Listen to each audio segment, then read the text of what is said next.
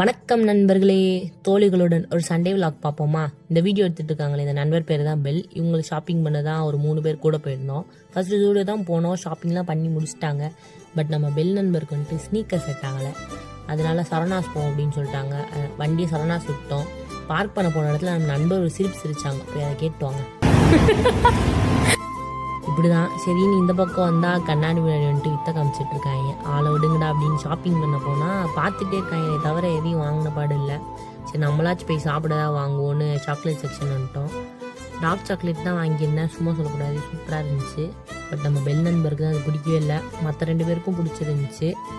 கடைசியாக நம்ம பெல் நண்பர் வாங்க வந்த பொருளை விட்டுட்டு வேற ஒரு பொருளை வாங்கிட்டாங்க. சரி வந்துட்டாங்க, இல்லை டக்கத்தில் நிறுத்திட்டு போயிட்டு அந்த சேலஞ்ச் பண்ண விட்டோன்னு பார்த்தா கையில் யாரும் சிக்கலை. அதனால வீட்டுக்கு கிளம்பியாச்சு.